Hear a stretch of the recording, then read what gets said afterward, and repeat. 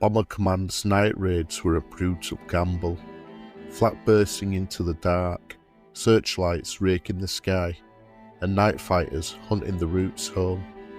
Most nights, some crews didn't make it back. But on one night in June 1942, a single Stirling, battered by flak, mauled by fighters, and leaking fire, fought its way home. This is a story of Stirling N3751 and the crew who refused to give in. On the 27th of June 1942, at 23:40 hours, Stirling N3751 lifts off from RAF Stradishall in Suffolk. Their target for the night, Bremen. They're one of 144 Bomber Command aircraft heading into the night. The bomb run is completed, target hit, but the ordeal is only beginning. Over Bremen, heavy flak tears into the Stirling. The starboard engine is hit and fails. Holes rip through the fuselage. Then the fighters arrive. A first attacker slashes in. Moments later, a second. Sergeant William Wilder, the wireless operator, is hit in the arm, but stays at his post. At the rear turret, Flying Sergeant James Ian Cunningham, Wadiker, fires a long vicious burst. The enemy fighter spins down and explodes on impact. Crossing Holland, two more fighters close in. The mid-upper turret jams. Sergeant Ronald Watson scrambles to it, while navigator Sergeant Arthur O'Hara holds his legs.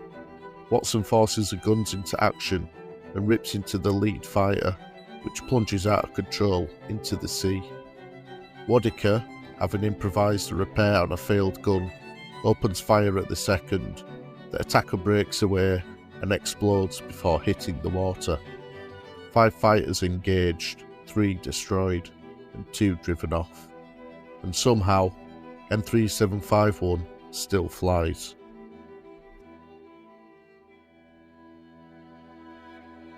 Crossing the Dutch coast, gunboats throw tracers into the night. Even the sea seems to be firing at them. 0500 hours, England at last.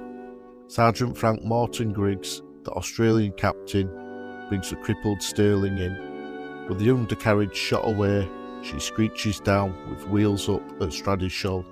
Sparks, smoke, and then silence. They've made it. Here we can see that very aircraft, Stirling N3751, that the crew crash-landed in. The following day, the crew visit the aircraft, with Sergeant Frank Griggs pointing to bullet damage.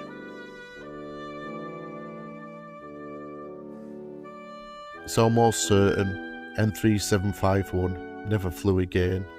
She'd given everything. Of the 7 aboard, 6 survived this night.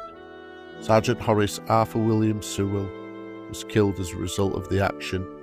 He now rests in Eastbourne Cemetery. He was just 20 years old. All 6 surviving crew members were awarded the Distinguished Flying Medal. Their citation tells the story. Over the target, the aircraft sustained heavy damage. Attacked by 5 enemy fighters. Sergeant Wilder wounded. Sergeant Wadiker shot 1 fighter down. Sergeant Watson, aided by Sergeant O'Hara, brought a jammed turret into action and downed another. A 3rd attacker destroyed at close range.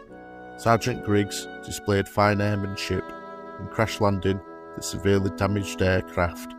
Unflinching courage, great fortitude, and splendid teamwork.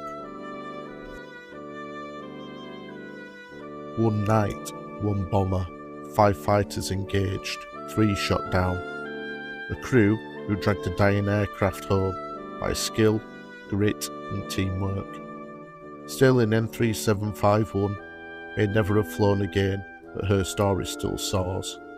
If this story moved you, please like, share and subscribe, and tell me in the comments, What do you think kept crews like this going, mission after mission, knowing the odds? Lest we forget. If you like listening to the stories of the history of those who came before, then please give the video a like and subscribe to keep updated about future videos of the history of those who came before.